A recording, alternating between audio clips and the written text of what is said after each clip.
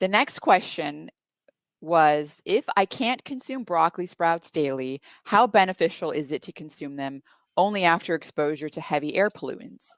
As a firefighter, I am exposed to a lot of carcinogens during a fire, and I'm wondering if it's beneficial to only take them post-fire calls and for how many days? Yeah, another great question, and to the firefighter that asked that, thank you for your service. It's been a rough year for firefighters out west, that's for sure.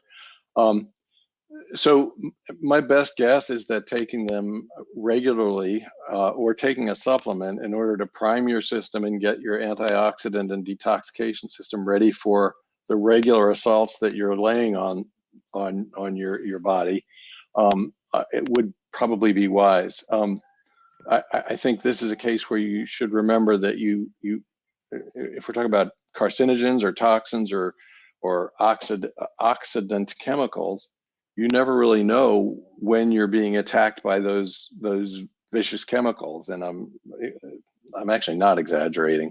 I mean, there are a lot of nasty chemicals in smoke, certainly from home fires and even from wildfires. So there's, if you look at the analogy to wearing seat belts, why you wear a seat belt, not because you plan on getting in an accident, but it's prophylactic. And I think you could make a similar argument if you know you're regularly blasting your lungs and your body with the components of smoke. You could make an argument that priming your system to get that response maximally geared up would be a good thing. One thing we do know from our work in China with study of air pollution and the effects of sulforaphane on that is that you don't fatigue, and this is fortunate, but you don't fatigue the biochemical response system. So we gave, for 12 weeks, we gave daily glucoraphanin and sulforaphane and monitored the upregulation of this protective response, and did not really see any fatiguing of the response of that system. So short answer then is to the firefighter is, yeah, I think taking a supplement regularly would be, obviously you're not going to make broccoli sprouts when you're out doing fire calls, but so probably supplements in your case would be a good, good thing. I'm not a physician, I'm not prescribing them to you, but that's the way I feel about it. Yeah. Jed, if I just could comment as well, your 12-week study was extremely relevant to not only firefighters, but people, particularly on the West Coast in California and Oregon, people that are being exposed to these wildfires that are breathing in acrolein, which is heavily in smoke, and benzene. But and your study showed that within 24 hours. Benzene excretion was excreted by 60%, and acrolein study was increased. Acrolein excretion was increased by about 23%. And so, I guess also the question is, let's say the firefighter or whoever isn't going to take it daily, but even within a few days of knowing they're going on call or whatever, do you think that would even be beneficial? Because I mean, it literally was within 24 hours. Your study in China. Yeah. So I do. I mean, these obviously there's some time lag between the time you ingest glucoraphanin or sulforaphane and the time the enzymes are upregulated or respond. It's quite short though, and even after a couple of hours, some of those enzymes are cranking up. So the answer to your question is yes, and the main sort of situation where I think you might almost have to have it on board before an event is some of the neuronal injury models. Like when we talk about traumatic brain injury and spinal cord injury, there is an absolutely pronounced effect of sulforaphane that we have seen in a variety of studies. We and others. When I say we, I always mean we and other people, or maybe I wasn't even involved in that study in this case, but we see an effect.